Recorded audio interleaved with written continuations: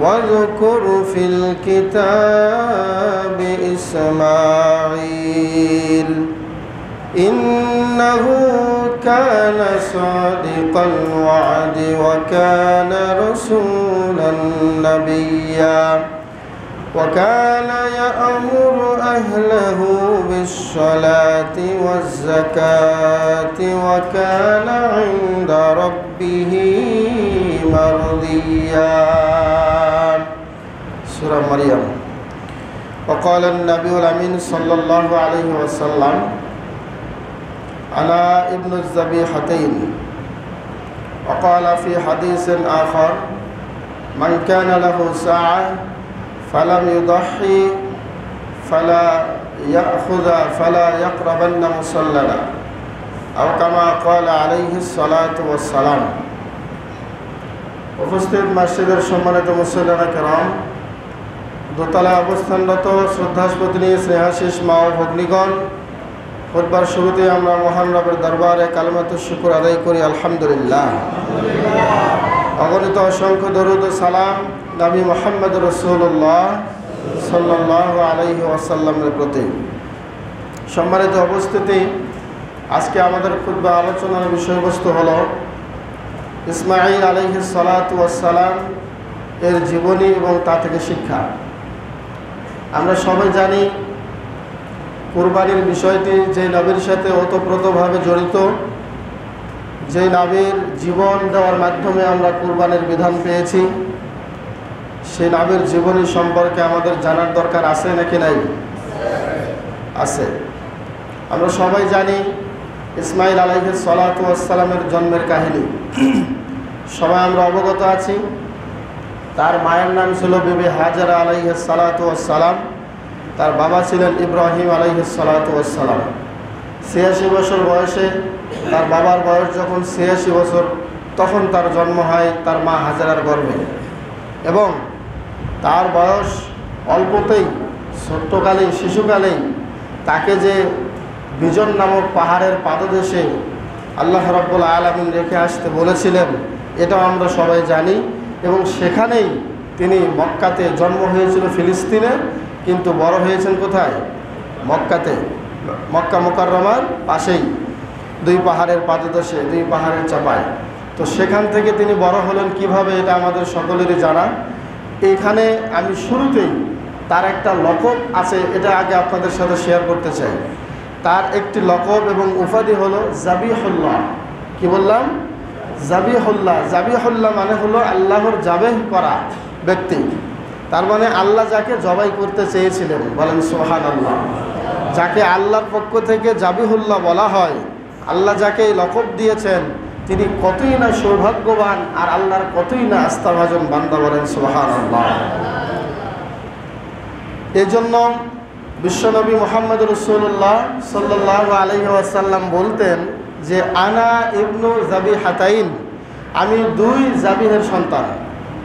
আমরা সকলেই জানি যে ইসমাঈল আলাইহিস সালাতু ওয়াস সালামের সূত্র ধরে এই বংশেই আমাদের নবী, সর্বশ্রেষ্ঠ নবী মুহাম্মদুর রাসূলুল্লাহ সাল্লাল্লাহু আলাইহি ওয়াসাল্লামের জন্ম হয়েছে, বলেন সুবহানাল্লাহ। আর এই নবীর সন্তান হলেন আমাদের নবী মুহাম্মদ সাল্লাল্লাহু আলাইহি ওয়াসাল্লাম। ইসমাঈল নবীর সন্তান, ইসমাঈল নবীর ছেলে হচ্ছেন মুহাম্মদ সাল্লাল্লাহু আলাইহি ওয়াসাল্লাম। তো তিনি কেন বলতেন যে আমি দুই জাবিহের সন্তান? এক জাবি হচ্ছে এই ইসমাঈল আলাইহিস সালাতু ওয়াস সালাম, আরেকজন জাবি হচ্ছে তার বাবা আব্দুল্লাহ। তার বাবা আব্দুল্লাহ আমরা হয়তো অনেকেই জানি না। এই আব্দুল্লাহ যখন জন্ম হয়, তার দাদার নাম কি ছিল বলেন তো? Abdul Muttalib. আমাদের নবীর দাদার নাম আব্দুল মুত্তালিব। এই আব্দুল মুত্তালিব তখন কিন্তু তিনি খ্রিস্টানই, মানে বিধর্মী। তারপরও তার ছেলে আব্দুল্লাহর যখন জন্ম হলো, তিনি কাবার সাথে হেলান দিয়ে বসেছিলেন। অনেক আশা একটা সন্তানের সে মুখ দেখবে। যখনই দেখলো, তার কানে সংবাদ আসলো যে একটা ছেলে সন্তান জন্ম নিয়েছে, নিজেই তার নাম রাখলো আব্দুল্লাহ, আব্দুল মুত্তালিব। এই আব্দুল মুত্তালিব সন্তানের নাম কি রাখলেন? আব্দুল্লাহ। এই নামটা রাখার পরে মানে সন্তান জন্ম হয়েছে এই খুশিতেই আব্দুল মুত্তালিব অর্থাৎ বিশ্বনবীর দাদা তিনি একটা নয় দুইটা নয় 100টা উট জবে করেছিলেন। সে আমলের কথা বলছি, কিন্তু আজ থেকে 1500 বছর আগের ঘটনা। 100 উট জবে করার মাধ্যমে আল্লাহর শুকরিয়া আদায় করেছিলেন যে আল্লাহ আমাকে একটা পুত্র সন্তান দিয়েছেন। তো তার সন্তান হচ্ছে আমাদের নবী মুহাম্মদ সাল্লাল্লাহু আলাইহি ওয়াসাল্লাম। তাহলে উনি এক জাবি, আর এক জাবি হচ্ছে ইসমাঈল আলাইহিস সালাতু ওয়াস সালাম। এই জন্য বিশ্বনবী বলতেন আমি 2 জাবিহের সন্তান। এটা গেল একটা কথা। আরেকটি কথা হলো বিশ্বনবী মুহাম্মদ রাসূলুল্লাহ সাল্লাল্লাহু আলাইহি ওয়াসাল্লাম তার মাতৃভাষা ছিল আরবি ভাষা, কিন্তু ইসমাঈল আলাইহিস সালাতু ওয়াস সালাম এবং তার মা প্রথমেই ছিল হিব্রু ভাষা। তাদের হিব্রু ভাষা ছিল, কিন্তু মক্কাতে থাকার ওসিলায় মক্কায় বসবাস করার সুযোগে তিনি আরবি ভাষা শিখেছেন। এক পর্যায়ে তিনি আরবিতে এত পাণ্ডিত্য অর্জন করেছেন, স্বয়ং তাকে বলা হয় আবুল আরব, আরবিদের বাবা। আরবিদের পিতা হিসেবে ইসমাঈল আলাইহিস সালাতু ওয়াস সালামকে লকব দেওয়া হয়েছে, বলি সুবহানাল্লাহ।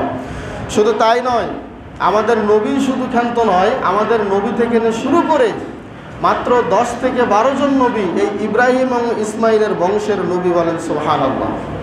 সকল নবী রাসূল তার বংশের। সম্মানিত উপস্থিতি, এই যে আমরা যে জমজমের পানির যে বিধানটা দেখেছিলাম, আমি গত সপ্তাহে বলেছিলাম এই যে একটা বিধান, এইটা আল্লাহ রাব্বুল আলামিন আজও এই জমজমের পানির যে প্রবাহমান এটা যে জারি রেখেছেন, এটা কার কারণে বলেন তো?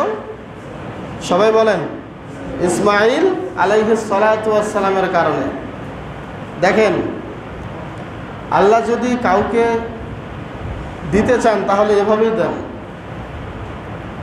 ইসমাঈল আলাইহিস সালাতু ওয়াস সালামের মা হাজেরা, তিনি যে এই যে যখন কাছে খেজুর শুকে গেল, খেজুর শেষ হয়ে গেল, কয়েক মশক পানি ছিল, এইগুলো যখন শেষ হয়ে গেল তখন তিনি হতাশ হয়ে পড়ছিলেন। মনে করছিলেন যে আমার পানি শেষ, খেজুর শেষ, আমার বুকেও তো দুধ থাকবে না, আমি ছেলেকে ইসমাঈলকে কি খাওয়াবো। এজন্য তিনি ছুটাছুটি করতে লাগলেন।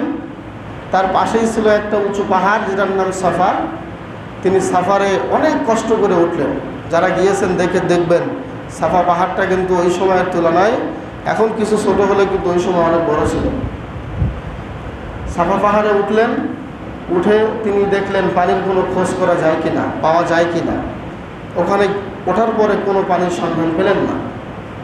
তিনি তার পাশে আরেকটা পাহাড়, ছোট্ট পাহাড়, তার নাম হচ্ছে মারোয়া। তিনি মারোয়া পাহাড়ের দিকে তাকাইলেন, দেখলেন কিছু পানির ঝলকানি দেখা যায়।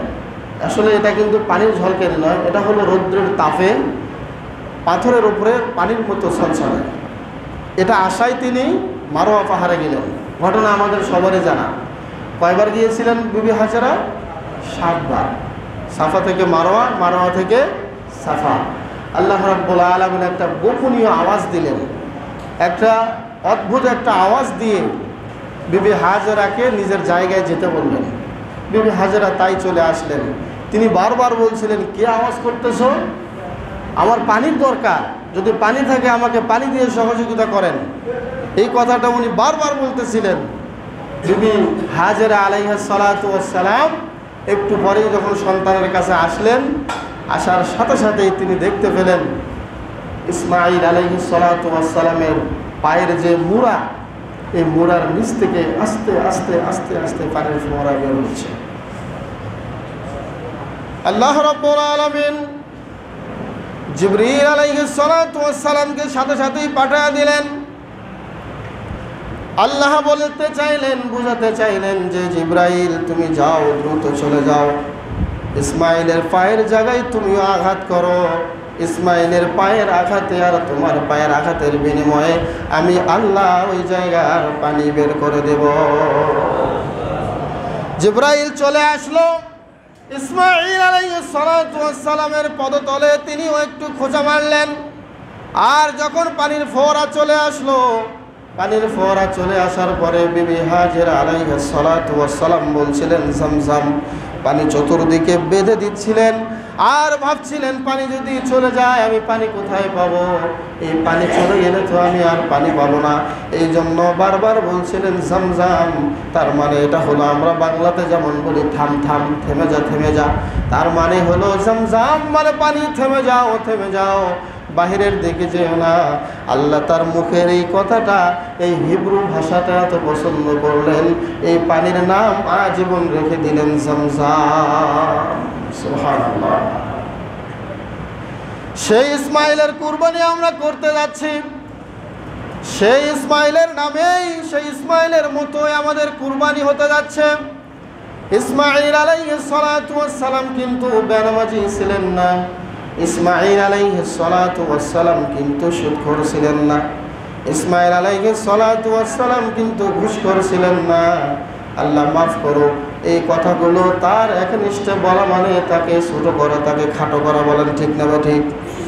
ইসমাইল আলাইহিস সালাতু ওয়াস সালামের বাদৌলতে আমরা জমজমের পানি পেলাম, ইসমাইল আলাইহিস সালাতু ওয়াস সালামের বাদৌলতে আমরা আমাদের নবী, বিশ্ব নবী মুহাম্মদুর রাসূলুল্লাহ সাল্লাল্লাহু আলাইহি ওয়াসাল্লামকে পেয়েছি। শুধু তাই নয়, এই ইসমাইল আলাইহিস সালাতু ওয়াস সালাম আজকে যে কাবা ঘর অনেক হাজিরা তওয়াফ করছে, এই কাবা ঘর পর্যন্ত ইসমাইল নিজে তৈরি করে এসেছেন, বলেন সুবহানাল্লাহ। وَإِذْ يَرْفَعُ إِبْرَاهِيمُ الْقَوَاعِدَ مِنَ الْبَيْتِ وَإِسْمَاعِيلُ رَبَّنَا تَقَبَّلْ مِنَّا إِنَّكَ أَنْتَ السَّمِيعُ الْعَلِيمُ আল্লাহু আকবার। আল্লাহ রাব্বুল আলামিন ইব্রাহিম এবং ইসমাইলের দ্বারা কাবা ঘরের পুনর্নির্মাণ করিয়েছেন। একটা সংসারের প্রয়োজনে, সংসারের তাগিদে, পানির অভাবে ছেলেকে পানি পান করাবে, এই জন্য সাফা থেকে মারওয়া, মারওয়া থেকে সাফা।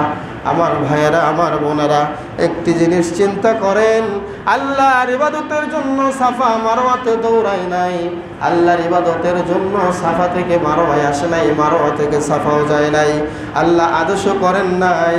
কিন্তু এই দৌড়ানিটা আল্লাহ এত পছন্দ করলেন, কোন হাজি যদি সাফা মারওয়া সাই না করে তার হজ আল্লাহ কবুল করবেন না। সুবহানাল্লাহ। ইসমাইলের থেকে আমরা কি কি পেলাম এটা আমাদের একটু চিন্তা করা দরকার। ইসমাইল আলাইহিস সালাতু ওয়াস সালাম এমন একজন আল্লাহর পয়গম্বর ছিলেন, এমন একজন আল্লাহর ওলি ছিলেন, তিনি এমন অবস্থায় নিজের জীবনকে বিসর্জন দিয়েছিলেন। এটা আমাদের সকলেরই জানা, এটা আমাদের সকলেরই জানা।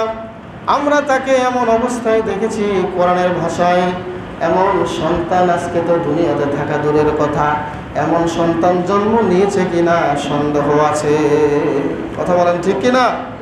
এমন সন্তানের আবির্ভাব হয় না। তখন ওই যে ইব্রাহিম আলাইহিস সালাতু ওয়াস সালাম একটা দোয়া করে তার স্ত্রী হাজেরা এবং ইসমাইলকে রেখে আসতেছিল, রব্বানা ইন্নী আসকানতু মিন যুররিয়াতি বিওয়াদিন গায়রি জি যারা। হে আল্লাহ, এমন একটা জায়গায় রেখে আসলাম যেখানে কোনো শস্যাদি নাই, কোনো ফসল নাই, জনমানবহীন এলাকা, কেউ নাই। আল্লাহ এদিকে একটু মানুষকে ঝুঁকে দিও, এখানে যেন মানুষ আসে এর ব্যবস্থা করো। জুরহুম গোত্রের কিছু লোক ব্যবসা করার খাতিরে তারা এই বিজন নামক পাহাড়ের পাশ দিয়ে যাচ্ছিল। হঠাৎ করে তারা এই পাহাড়ের পাদদেশের উপরে দেখে অনেক পাখি দৌড়ি করতেছে, উড়াউড়ি করতেছে। তখন এই জুরহুম গোত্রের লোকেরা, ব্যবসায়িক লোকেরা, এক কাফেলার লোক যারা ছিল সবাই এসে বিবি হাজের এবং ইসমাইলের কাছে চলে আসলো, এসে বলল যে আমাদেরও তো পানির দরকার, একটু পানি দেবেন? তখন বিবি হাজেরা বললেন অবশ্যই নেন, আপনারা পানি খেতে পারেন।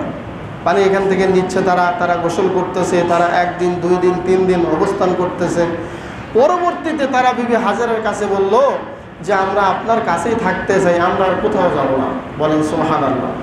দেখেন তার দোয়াটা আল্লাহ কিভাবে কবুল করেছেন, মানুষ কিভাবে আসা শুরু হলো। প্রথমত শুরু হয়েছে পানির অভাবে, পানির কারণে মানুষ আসা শুরু হলো। এক পর্যায়ে তারা থাকলো এই গোত্রেই, এই যে জুরহুম গোত্র, সেখানে মানুষ যখন আস্তে আস্তে বেশি হয়ে গেল এবং একজন সুন্দরী রমণী মেয়ে এবং দিনদার, পরহেজগার, আবেদা, সালেহা একজন মেয়ের সন্তান হলো। এই জুরহুম গোত্রে বিবি হাজেরা ছেলে ইসমাইলকে বিয়ে দিয়ে দিলেন। এই বংশের মধ্য থেকেই এই বংশের মধ্য থেকে যে মেয়েটাকে ইসমাইলের সাথে তার মা হাজেরা বিয়ে দিয়েছিলেন, এই মেয়েটাকে প্রথম এক তালাক দিয়েছিলেন তার বাবার কথায়। এই ঘটনা মনে আছে না সবার? প্রথম। পরবর্তীতে আবার তিনি একটু কাবার পাশেই আরেকটা গোত্র ছিল যে কাবিলা, ওই কাবিলার বংশে তিনি দ্বিতীয় বিবাহ করেছিলেন। সম্মানিত উপস্থিতি, তাহলে আমরা এই পর্যায়ে যেটা শুনলাম সেটা হলো আশপাশের লোক থেকে যখন অনেক মানুষ ইসমাইল আলাইহিস সালাতু ওয়াস সালাম এবং তার মা হাজেরা আলাইহিস সালাতু ওয়াস সালামের কাছে আসলো, আসার পরে আস্তে আস্তে আস্তে আস্তে যখন মানুষের বস্তি শুরু হলো, ওই যে বয়সটা যখন 8 থেকে 10 থেকে 12 বছর, ঠিক 13 বছর বয়সে যখন তিনি উপনীত, তখনই আবার বাবা চলে আসলো ফিলিস্তিন থেকে। আমি বলেছিলাম গত খুতবায়, কিন্তু এখানে কিছু অংশ ছুটে গিয়েছে, এই জন্য এটা টেনে আনতে হচ্ছে। ছেলেকে এসে বলছে, ইয়া বুনাইয়া ইন্নী আরা ফিল মানামি আন্নী আযবাহুক ফানজুর মাযা তারা। বাবা, আমি স্বপ্নে দেখছি তোমাকে জবাই করছি, তুমি কি বলো একটু তোমার মতামত আমাকে দাও। তখন সাথে সাথে যেমন বাবা তেমন ছেলে বলছে, ইয়া আবা তিফআল মা তুমার সাতাজিদুনি ইনশাআল্লাহু মিনাস সাবিরিন। বাবা, আল্লাহ আপনাকে যা আদেশ করেছেন, আপনি যা আদেশিত হয়েছেন তাই করেন, আমার কোনো আপত্তি নাই। আপনি ছুরি চালাবেন, আমি ছুরির নিচে শুয়ে যাব। আল্লাহু আকবার। এই অনুভূতিটা একটু চিন্তা করেন তো। আপনার ছেলেকে যদি আপনি বলেন যে বাবা, আগামীকাল কোরবানির ঈদ, যদি এই বিধান থাকতো, সংসারের পরিবারের সর্বশ্রেষ্ঠ ছেলে অথবা মেয়েটাকে, যেটাকে দেখতে খুব ভালো, যার স্বাস্থ্য অনেক ভালো, যেটা দেখতে অনেক সুন্দর, সুন্দরী মেয়ে, তাকে যদি জবে করার বিষয়টা থাকতো, তাহলে বিষয়টা কেমন হতো? আল্লাহর কিন্তু ওই ইচ্ছা ছিল না যে আমি পরবর্তী প্রজন্মে মানুষ জবে করবো। কি বলেন, ঠিক কিনা? আল্লাহ এটা চান নাই। ওই জন্যই ডাক দিয়ে বলেছিলেন, ইব্রাহিম, তুমি তোমার স্বপ্নটাও সত্য বাস্তবায়ন করলা, এত পরীক্ষায় আমি তোমাকে ফেললাম, সমস্ত পরীক্ষায় তুমি পাশ করলে, শেষ পর্যন্ত নিজের ছেলেটাও আমাকে দিয়ে দিলা। আল্লাহু আকবার। কদ সাদ্দাকতার রুয়া, তুমি স্বপ্নটা বাস্তবায়ন করেছো। ইন্না কাযালিকা নাজজিল মুহসিনিন, এভাবে আমি সৎকর্মশীলদের বিনিময় দিয়ে থাকি। শুনে রেখো, এটা মূলত কি? ইন্না হাযা লাহুয়াল বালাউল মুবিন। আমার এটা সন্তান জবে করে শেষ করে দেওয়ার ইচ্ছা আমি আল্লাহর নয়, আমি আল্লাহর শুধু একটা জিনিস ছিল, সেটা হলো তোমার পরীক্ষা। সেটা কি? তোমার পরীক্ষা। তুমি 86 বছর বয়সে একটা সন্তান পেয়েছ, না জানে আমি আল্লাহর চেয়ে মহব্বত তোমার সন্তানের উপরে হয়েছে, এইটা বোঝার জন্য আমি এই পরীক্ষায় তোমাকে ফেলেছিলাম। আল্লাহু আকবার। আয়াতের শেষে গিয়ে আল্লাহ ঘটনা নিয়ে এসে শেষে আল্লাহ গিয়ে বলেছেন, ইন্না হাযা লাহুয়াল বালাউল মুবিন। হে ইব্রাহিম, এটা ছিল কঠিন এবং প্রকাশ্য একটা পরীক্ষা। সম্মানিত উপস্থিতি, তাহলে ইব্রাহিম আলাইহিস সালাতু ওয়াস সালাম এবং ইসমাঈল আলাইহিস সালাতু ওয়াস সালামের যে ঘটনা, এখান থেকে আমাদেরও শিক্ষা হলো, আমাদের হৃদয়ে এক একজনের এক একটা ইসমাঈল আছে। সেটা কি জানেন? সেটা হলো আমাদের কারো ইসমাঈল হচ্ছে ব্যাংক ব্যালেন্স, আমাদের কারো ইসমাঈল হচ্ছে বন্ধের জমি, আমাদের কারো ইসমাঈল হচ্ছে নিজের বাড়িতে রাখা কিছু টাকা, আমাদের কারো ব্যাংক ব্যালেন্স হচ্ছে নিজের কিছু সম্পদ। এগুলোই আমাদের ইসমাঈল। কিন্তু এইগুলোই ওইভাবে ইসমাঈল আলাইহিস সালাতু ওয়াস সালামকে যেভাবে তার বাবা বিসর্জন দিয়েছিল, এখান থেকে এই জায়গাগুলো থেকেই আমাকে সর্বোত্তম জিনিসটা আল্লাহ রাস্তায় ব্যয় করতে হবে, তখনই হবে ইসমাঈলের কোরবানি। কথা বুঝাইতে পারলাম কি না? আমাদেরও যে ইসমাঈলগুলো আছে, এগুলো থেকে আমাদের কি করতে হবে? ওইভাবে বের হয়ে আসতে হবে। সম্মানিত উপস্থিতি, আরেকটি জিনিস, ইসমাঈল এবং ইব্রাহিম যখন যাচ্ছিলেন মিনার দিকে, এই যে আজকে হাজী সাহেবরা মিনাতে কুরবানি করবেন, আজকে তাদের 10ই জিলহজ, এই কুরবানিটা যদি মিনা ছাড়া অন্য জায়গায় করে, আপনারা একটু ফতোয়া দেন তো, এই কোনো ব্যক্তির কুরবানি কবুল হবে? হবে কি? হবে না। কেন হবে না?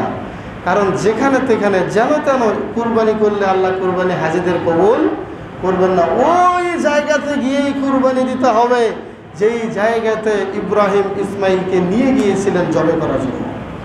ওই জায়গাটা হচ্ছে মিনার প্রান্ত। এই যে যাচ্ছিলেন, যাওয়ার সময় ইসমাঈলকে পেছন থেকে শয়তান কয়েকবার ধোঁকা দিতে যাচ্ছিল। দেখবেন হাজী সাহেবরা 3 জায়গায় কঙ্কর নিক্ষেপ করে, জামরায়ে আকাবা, জামরায়ে কুবরা, জামরায়ে উসতা। আমরা হাদিসে পড়েছি এগুলো, যারা গিয়েছেন সরাসরি দেখেছেন। এই জামরায়ে আকাবাতে 7টা কঙ্কর নিক্ষেপ করতে হয়। প্রত্যেকবারই কিন্তু বলা যায় যে আউযু বিল্লাহি মিনাশ শাইতানির রাজিম, এই কথা বলে আর কঙ্কর নিক্ষেপ করে। জামরায়ে বুস্তায় 7টি, জামরায়ে কুবরায় 7টি, মোট 21টি জামরা নিক্ষেপ করতে হয়। এই জায়গায় কেন কঙ্কর নিক্ষেপ করতে হবে? ঠিক এই জায়গাতেই ইসমাইলকে নিয়ে এই পথ দিয়ে যখন যাচ্ছিলেন তার বাবা ইব্রাহিম, তখন শয়তান পেছন থেকে খোঁচা দিচ্ছিল, যাস না, যাস না, তোরা জবাই করে ফেলবি, যাস না। এই জন্য শয়তান যেহেতু প্ররোচনা দিয়েছিল, শয়তানকে তাড়ানোর জন্য আজও পর্যন্ত হাজিদের এই কাজটি আল্লাহ ওয়াজিব করে দিয়েছেন। সুবহানাল্লাহ। ওখানে শয়তানকে কঙ্কর নিক্ষেপ করতে হয়। কত কিছু পেয়েছি আমরা হজ্জের সমস্ত বিধায়, প্রায় 90% বিধিবিধান ইব্রাহিম এবং ইসমাইলের সাথে রিলেটেড। সম্মানিত উপস্থিতি, এরপরে ইব্রাহিম আলাইহিস সালাতু ওয়াস সালাম এবং ইসমাইল আলাইহিস সালাতু ওয়াস সালাম এত বড় জালিলুল কদর দুইজন আল্লাহর পয়গম্বর হওয়া সত্ত্বেও তারা কাবা ঘরে ঝাড়ু দিতেন। কি করতেন? কাবা ঘরে ঝাড়ু দিতেন। কিন্তু আজকে দুঃখজনক হলো সত্য, আমরা মসজিদে ময়লা দেখলে ঝাড়ু দিতে আমাদের ইতস্ত হয়, আমাদের ইজ্জতে বাঁধে, আমাদের সম্মানে গিয়ে খোঁচা দেয়। কি বলেন, ঠিক কি না? এরকম লোক অনেক আছে, সবাই নাই আলহামদুলিল্লাহ। অনেকে ময়লা একটা দেখলে একটাই ফেলে দেন। বিশ্বনবী নবী মুহাম্মদ রাসূলুল্লাহ সাল্লাল্লাহু আলাইহি ওয়াসাল্লাম মসজিদে কুবার মধ্যে যখন বাতি জ্বালানো হচ্ছিল না, একটা আলো দেওয়ার মতো কেউ নাই, তখন ওসমান নামে একজন সাহাবী এসেছিল, এসে একটা কূপ বাতি নিয়ে সামনে আগাচ্ছিল। ওসমান নামে যে সাহাবী ছিল, তাকে আল্লাহর নবী কাছে ডেকে বললেন যে, হে ওসমান, আমার মেয়ে যদি আরেকটা থাকতো আমি তোমাকে মেয়ের জামাই বানাইতাম।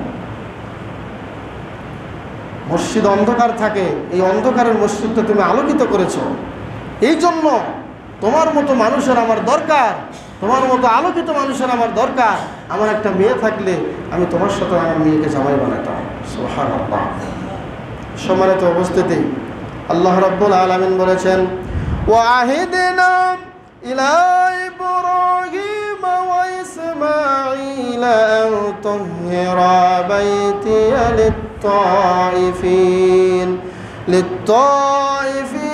ওয়াল-আকিফিন ওয়ার-রুক্কা'is সুজুদ। আল্লাহ রাব্বুল আলামিন বলেছেন, আমি ইব্রাহিম এবং ইসমাইলের সাথে এই চুক্তিতে আবদ্ধ হয়েছি যে তোমরা আমার ঘর বাইতুল্লাহ এটা তোমরা পরিষ্কার পবিত্র রাখবে। কেন? এখানে তওয়াফকারীরা আসবে, এখানে রুকুকারীরা আসবে, এখানে সেজদা করনেওয়ালারা আসবে, এদের সবার জন্য এই ঘরটাকে তুমি পরিষ্কার রাখবা। সুবহানাল্লাহ। একজন নবী হয়ে এই কাজ করেছেন। তাহলে মসজিদ পরিষ্কার রাখা, আল্লাহর ঘর পরিচ্ছন্ন রাখা, এটা কি কোনো গোলামের কাজ? এটা কি কোনো ছোট লোকের কাজ নাকি নবী রাসূলদের কাজ? নবী রাসূলদের কাজ। মনে রাখতে হবে, মানুষ আপনাকে ছোট চোখে দেখলেও আল্লাহর কাছে আপনি বড় একজন মেহমান, আল্লাহর কাছে আপনি বড় মনের মানুষ। যারা মসজিদ মাদ্রাসার কাজ করেন, মনে রাখবেন আল্লাহ রাব্বুল আলামিনের ঘরের যারা কাজ করেন এরা মানুষের কাজ করেন না, এরা সরাসরি খাদেম হচ্ছেন কার? আল্লাহ। সম্মানিত উপস্থিতি, এরপরে এই জন্য আল্লাহ রাব্বুল আলামিন ইসমাঈল আলাইহিস সালাতু ওয়াস সালামকে স্মরণ করার জন্য আমাদের নবীকে আদেশ করেছেন। সূরা আল মারিয়ামের মধ্যে 54 এবং 55 নম্বর আয়াত খুললে আপনারা পেয়ে যাবেন। আল্লাহ কি বলেছেন আমরা একটু শুনি। আল্লাহ রাব্বুল আলামিন বলেছেন, আউযু বিল্লাহি মিনাশ শাইতানির রাজীম ওয়াযকুর ফিল কিতাবি ইসমাঈল ইন্নাহু কানা সাদিকাল ওয়া'দি ওয়া কানা রাসূলান নাবিয়্যা وكان يأمر أهله بالصلاة والزكاة وكان عند ربه مرضيا। আল্লাহ রাব্বুল আলামিন বললেন, ও নবীগণ, তুমি এই কোরআনের মধ্যে ইসমাঈলকে নিয়ে তুমি আলোচনা করো, ইসমাঈলের কথাটা তুমি স্মরণে নিয়ে আসো। আমি আল্লাহ তোমাকে বলছি, ইসমাঈলের কথা কোরআনে আমি যা বলেছি তুমি এটা আলোচনা করো। এটা কার আদেশ?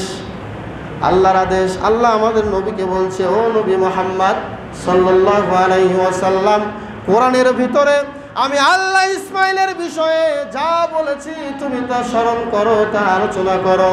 কি ছিলেন তিনি, কি ছিল, ইসমাইল নবী কেমন ছিল, এ সম্পর্কে আল্লাহ পরের অংশেই তিনি ঘোষণা করেছেন, ও মুহাম্মদ ইন্নাহু কানা সাদিকাল ওয়াদে, নিশ্চয়ই তুমি জেনে রেখো ইসমাইল এমন ব্যক্তি ছিল, তিনি ওয়াদা পূর্ণকারী ছিল, ওয়াদাকে সত্যায়নকারী ছিল।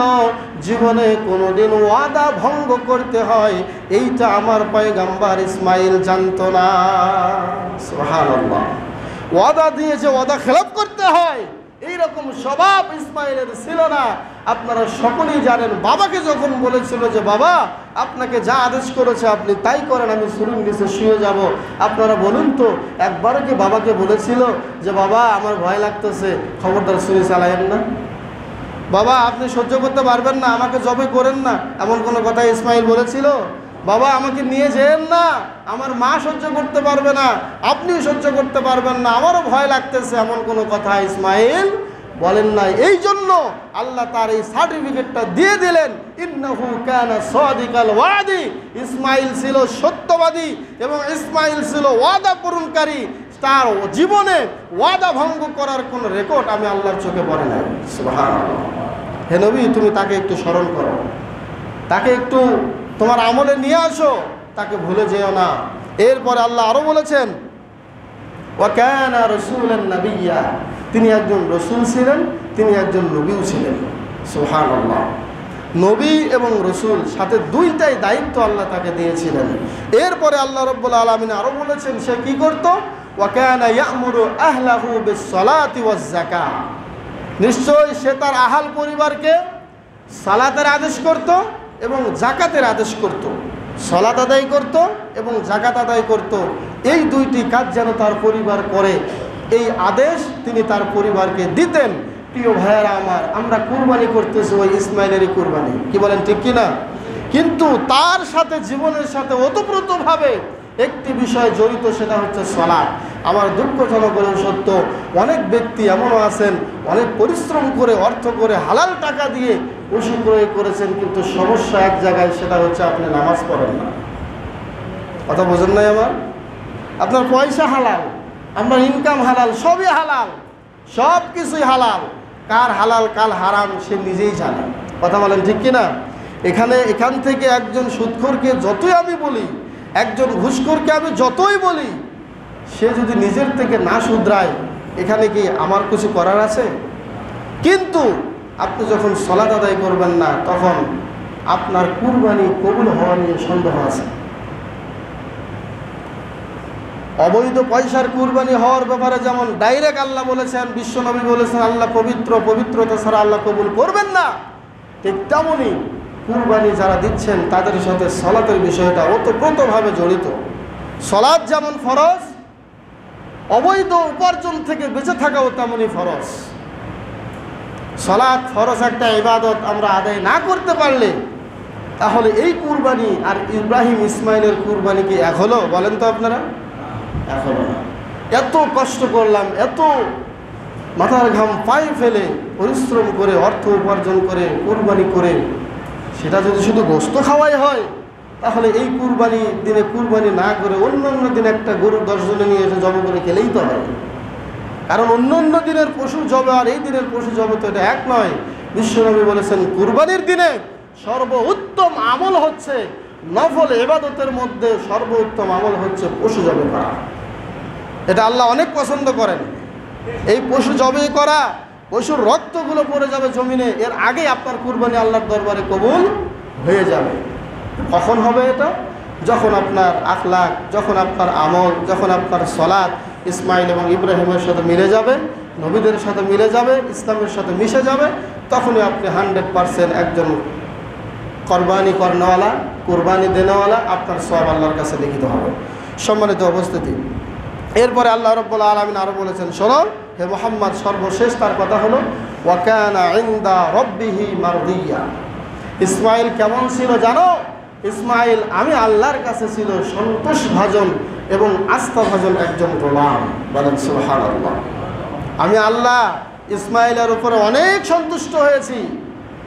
হে মুহাম্মদ, তুমি একটু তাকে স্মরণ করো, আমি আল্লাহ ইসমাইলের উপরে অনেক খুশি হয়েছি, ওয়াকানা ইনদা রাব্বিহি মারদিয়া, সে কিন্তু তার রবের কাছে অনেক সন্তুষ্টের পাত্র ছিল।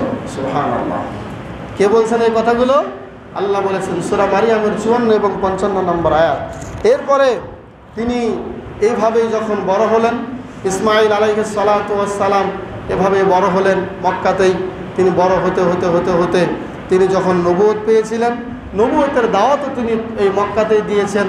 তাওহীদের প্রচার প্রসারণা করতে করতে করতে করতে এক পর্যায়ে যখন তিনি বয়োবৃদ্ধ হয়ে গেলেন এবং তার মৃত্যুর আগে এমন উল্লেখযোগ্য আর কোনো ঘটনা পাওয়া যায় না, কারণ এই জায়গাটা, এই মক্কার আশপাশের জায়গাটা, এই পরিবেশ তার বাবাই তৈরি করে দিয়ে গিয়েছে। বলেন সুবহানাল্লাহ। আল্লাহর মাধ্যমে তিনি সুন্দর একটা পরিবেশ পেয়েছিলেন। বিশেষ কোনো ঝগড়া বিবাদ বা দাঙ্গা হাঙ্গামার মধ্যে তাকে লিপ্ত হতে হয় নাই। এক পর্যায়ে মাতা ফি মক্কা, তিনি মক্কাতে মৃত্যুবরণ করেছেন এবং তার মা বিবি হাজেরাকে যেখানে দাফন করা হয়েছে, মক্কাতে আজও তার মায়ের কবরের পাশেই তাকে দাফন করা হয়েছে। বলেন সুবহানাল্লাহ।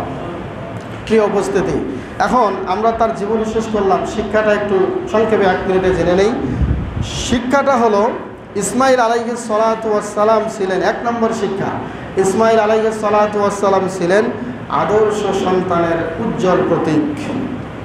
আদর্শ সন্তান যে কাকে বলে, এরকম আনুগত্যশীল যুবক এবং আনুগত্যশীল সন্তানের আজকে বড্ড অভাব। ছেলেমেয়েরা বাবা মাকে কিন্তু সহজে মানতে এখন চায় না, চায় না। আমাদের সন্তানরা হলে কি করতে বলেন?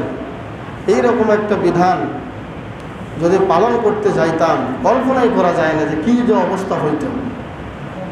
কেমন আদর্শবান, কেমন আনুগত্যশীল সন্তান, বাবার একটা কথায় নিজের জীবন তার আল্লাহর রাস্তায় দিতে রাজি হয়ে গিয়েছে। সুবহানাল্লাহ। 2 নম্বর শিক্ষা হলো বাবার কাজে ছেলেদেরকে সহযোগিতা করা। বাবা যে কাজ করবেন ওই কাজে ছেলেদেরকে কি করতে হবে? সহযোগিতা করতে হবে। এই শিক্ষা পেয়েছি আমরা ইব্রাহিম এবং ইসমাইলের কাছে থেকে। ওই যে কাবা ঘর নির্মাণ করতেছেন, নিজে রাজমিস্ত্রি হন আর ছেলে জোগালদারের কাজ করতেন, নিজে রাজমিস্ত্রি, ছেলে জোগালদার। এটাও একটা শিক্ষা। 3 নম্বর শিক্ষা হলো তিনি ইসমাইল আলাইহিস সালাতু ওয়াস সালাম তিনি একজন পিতা ভক্ত সন্তান ছিলেন। পিতা ভক্ত বোঝেন? পিতা ভক্ত সকলেই বুঝতে পারবেন। সেটা হলো আমার সন্তান আমাকে বড্ড বেশি পছন্দ করে। দুনিয়ার যে কোনো বিপদ, যে কোনো কথা সবার আগে যদি আপনার সাথে শেয়ার করে, আপনার সাথে পরামর্শ করে, তাহলে বুঝবেন যে আপনার সন্তানটা আপনাকে অনেক পছন্দ করে এবং আপনার অনেক ভক্ত সে। ইসমাইল আলাইহিস সালাতু ওয়াস সালাম ঠিক এরকমই ছিলেন। কিন্তু আজকাল দুঃখজনক হলো সত্য, আমাদের সন্তানরা পিতা ভক্ত না হয়ে এখন হচ্ছে বন্ধু ভক্ত। কি ভক্ত? বন্ধু ভক্ত। বন্ধুদের সাথে আড্ডা দিতে গেলে কোনো সমস্যা নাই, কিন্তু বাবা যদি বলে আমার কাছে 1 ঘন্টা একটু সময় দাও, আমি পারবো না, আমি পারবো না। যুবক ভাইয়েরা যারা আছেন, বাবার সাথে সময় দেবেন, বাবার ভক্ত হবেন। বন্ধু কিন্তু এমন জিনিস, একটা বাংলাতে কথায় আছে, সৎ সঙ্গে স্বর্গে বাস, অসৎ সঙ্গে সর্বনাশ। আপনার জীবন, আপনার ইহকাল পরকাল ধ্বংস করার জন্য একজন বন্ধু যথেষ্ট। এজন্য বন্ধু বানাতে হবে ভেবে চিনতে। সময় দিবেন কার সাথে? যার সাথে সময় দিচ্ছেন তাকে একটু চিনবেন যে লোকটা কেমন। আমি যে ওকে বন্ধু বানালাম, ওর চরিত্র কেমন, ওর কথাবার্তা কেমন, ও কি ক্রিমিনালি কাজ করে নাকি ভালো কাজ করে, এগুলো দেখে শুনে বন্ধু বানাবেন। কারণ যারা কামারের কাছে যায়, কামারের হাফরের ঘ্রাণই তাদের শরীরে লাগে। আর যারা আতরওয়ালার কাছে যায়, আতর না কিনলেও আতরের ঘ্রাণ কিন্তু তার শরীরে বসে। কি বলেন, ঠিক কিনা? সম্মানিত উপস্থিতি, এই জন্য বন্ধুই হচ্ছে পরকালের জন্য আপনার পথ প্রদর্শক, ভালো দিকের রাস্তা দেখাবে। আর এই বন্ধুই হয়তো আপনাকে জাহান্নামের অতল গহ্বরে নিয়ে যাবে। সম্মানিত উপস্থিতি, এটাই আমার শিক্ষার বিষয় ছিল। এবং সর্বশেষ যেটা তার জীবনে থেকে শিক্ষা হলো, তিনি পরিশ্রমী ছিলেন, অনেক পরিশ্রম করতেন। আপনারা সবাই জানেন, বাবাজি এসেছিল ছেলের খোঁজ নেওয়ার জন্য। ওনার বাবা যে আসলো পরপর 2 দিন, আপনারা বলেন তো তাকে বাড়িতে পাওয়া গিয়েছিল? তাকে কিন্তু বাড়িতে পাওয়া যায় নাই। ভেতর থেকে আওয়াজ আসছে, কোথায় গিয়েছে? শিকারে গিয়েছেন। শিকার বলতে তিনি কাজে গিয়েছেন। কাজ করে পরিশ্রম করে অর্থ উপার্জন করে পরিবার নিয়ে চলত। কিন্তু আজকাল দুঃখজনক হলেও সত্য, কিছু কিছু কাপুরুষ আছে, আমি কাপুরুষ বলি, নিজে বাড়িতে থেকে বউকে বিদেশ পাঠায়। আছে না নাই? এই বলে আপনি দিয়েছেন থেকে আপনাকে বলছি বিষয়টা তা না। এটা কোন শরীয়ত? আপনাকে কে শেখালো? আপনি পুরুষ কেন তাহলে? আপনার বউকে যদি বিদেশে কাজ করতে হয়, আপনি পুরুষ কোন ভাষা আমাকে বোঝান? পুরুষ কাকে বলে? ইসমাইল আলাইহিস সালাতু ওয়াস সালাম তিনি ছিলেন পরিশ্রমী। আপনাকে পরিশ্রম করতে হবে। বউকে বিদেশ পাঠাইয়া নিজে বাড়িতে বউয়ের বিদেশে টাকা খাইবেন, আপনার লজ্জা করে না? শরম থাকা দরকার যে বউয়ের কামাই আপনি খান। এজন্য চেষ্টা করতে হবে আপনি যা করবেন নিজে ইচ্ছা করে নিজে পরিশ্রম করে খাবেন, কিন্তু কোনোদিন বউয়ের একটা টাকা খাওয়ার আশা করবেন না। এর নাম হচ্ছে পুরুষ। কাউকে লাগলে মাফ করবেন, কাউকে উদ্দেশ্য করে আমি কিছু বলছি না। ইসমাইল এবং আমাদের নবীদের যেই সিলসিলা, সেখান থেকে শিক্ষা হলো আমাদের পুরুষকে, যারা আমরা আছি পুরুষদেরকে পরিশ্রমী হতে হবে। ইসমাইল আলাইহিস সালাতু ওয়াস সালাম বাড়িতেই কম থাকতেন, শুধু বাইরে থাকতেন, পরিশ্রম করতেন, তিনি কষ্ট করে আয় উপার্জন করতেন। এই জন্য আমি আপনাদের সকলকে উদাত্ত আহ্বান জানাবো, আসুন ইসমাইল, ইব্রাহিম এবং যত অতীতে যত নবীর কথা আমরা শুনেছি, সবার জীবন থেকে আমরা যেন আমল করতে পারি। আল্লাহ আমাদেরকে বোঝার ও মানার তৌফিক দান করুক। সকলে পড়ে আমিন। হাদা মা ইনদি ওয়াল ইলমু